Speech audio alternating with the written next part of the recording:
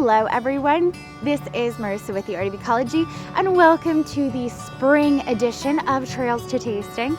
Today we are going to be making a violet daiquiri, which is a nice iced yummy drink, perfect for the warm spring days that we've been having recently. And we are going to be using violets as our foraged flower today. So let's figure out how to identify these flowers as compared to some other local spring wild flowers and some spring wild invasives. Let's figure it out. Violets can be identified by their heart-shaped leaves here with slightly lumpy margins. So if we take the leaf here and we look at it, you can see that the margins of the leaf, or the edges, have tooths, but they're not sharp. They are rounded teeth. They have one midrib that goes up that main center with little tiny veins branching off.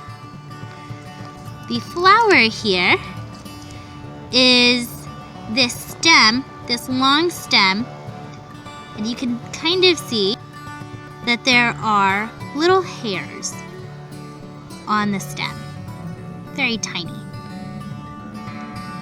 They have these 5 petaloid structures, the stamens, and the reproductive portions on the inside, which is what a lot of bees are going to be searching for. They're also formed in this clump here, growing out of one central root.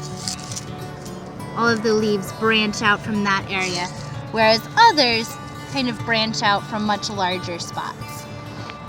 So when we have these violets that we're going to pick for our violet simple syrup, we only want the flower portion. So you can pick just the flowers up. It's okay if you get a little bit of stem, that's fine. And these are what we're going to steep, or these flowers.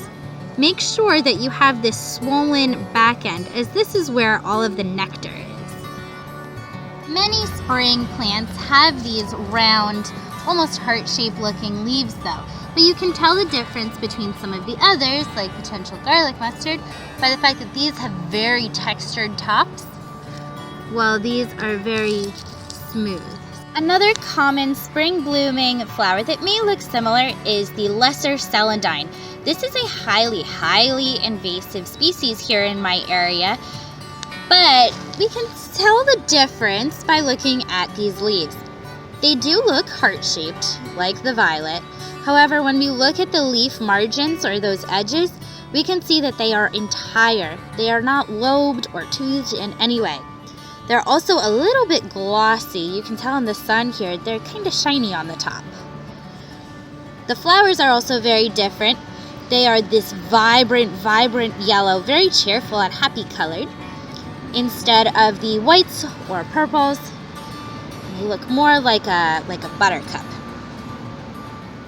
Violets can come in so many different colors. For example, here we have the standard violet. This is called a dog violet, and this is kind of your standard common variety, that pale purple fading into a deeper bluer purple in the center.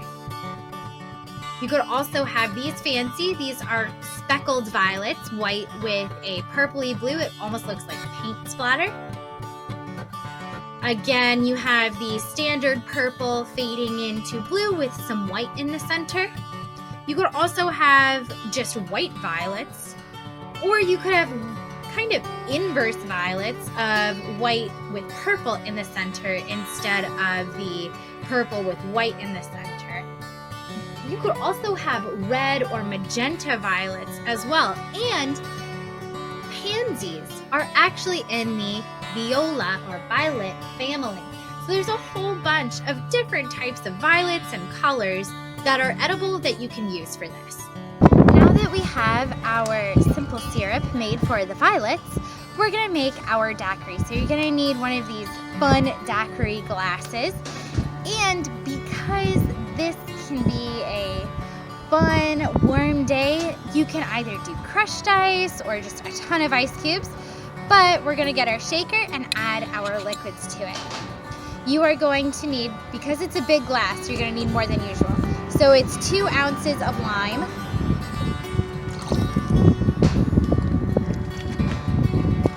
1 ounce of the simple syrup,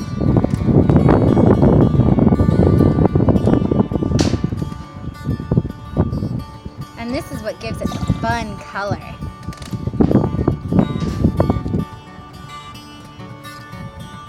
And then 3 ounces of rum. This is absolutely more than I normally put in for a standard cocktail. But again, with the amount of ice we're adding, it's all good. Then we're gonna shake that all up.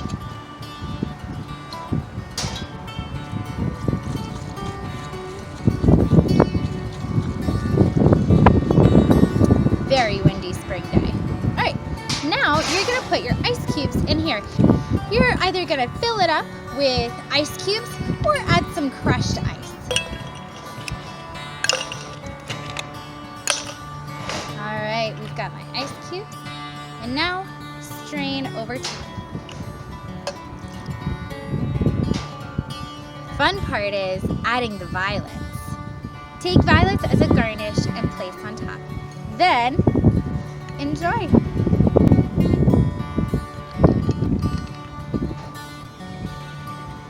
Very springy, sweet, very sweet, very springy. It tastes very light and cheerful. A little citrusy from the lime, but that's okay, I don't mind it.